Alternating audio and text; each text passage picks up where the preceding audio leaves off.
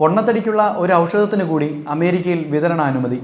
ക്യുസീമിയ എന്ന ഔഷധത്തിനാണ് അധികൃതർ ഇപ്പോൾ അനുമതി നൽകിയിരിക്കുന്നത്.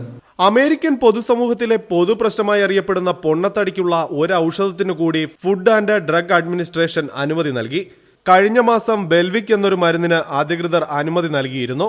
ക്യുസീമിയ എന്ന പേരിലുള്ള പുതിയ ഔഷധത്തിനാണ് ഇപ്പോൾ അധികൃതർ അനുമതി നൽകിയിരിക്കുന്നത്. കഴിഞ്ഞ 13 വർഷമായി അമേരിക്കയിൽ അധികൃതർ അമിതഭാരം പരിഹരിക്കുന്നതിനുള്ള ഔഷധങ്ങൾക്ക് അനുമതി നൽകിയിട്ടില്ലായിരുന്നു. FDA നടത്തിയ പരീക്ഷണത്തിൽ ഇത് ശരീരഭാരത്തിന്റെ 6.7% മുതൽ 8.9% വരെ കുറയ്ക്കുമെന്ന് കണ്ടെത്തിയിരുന്നു. എന്നാൽ ക്യുസീമിയ എന്ന ഈ ഔഷധം ഹൃദയമിടിപ്പ് വർദ്ധിപ്പിക്കുന്നതിനാൽ ഹൃദ്രോഗികളും സ്ട്രോക്ക് വന്നിട്ടുള്ളവരും ഉപയോഗിക്കുന്നതിൽ നിന്ന് വിലക്കിയിട്ടുണ്ട്. പൂർണ്ണ ഗർഭിണികളും ഈ മരുന്ന് കഴിക്കരുത്.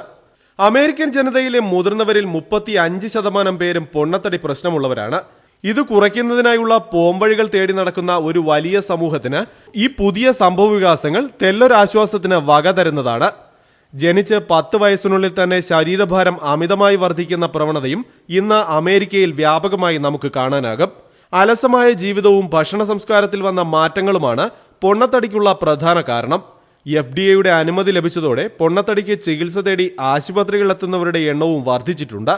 ക്യുസീമിയ, ബെൽവിക് എന്നീ മരുന്നുകൾ ഇനി മുതൽ വിപണിയിൽ ലഭ്യമാണെങ്കിലും വിദഗ്ധനായ ഒരു ഡോക്ടറുടെ നിർദ്ദേശപ്രകാരം മാത്രമേ ഇത് കഴിക്കുവാൻ പാടുള്ളൂ എന്നും അധികൃതർ മുന്നറിയിപ്പ് നൽകുന്നുണ്ട്.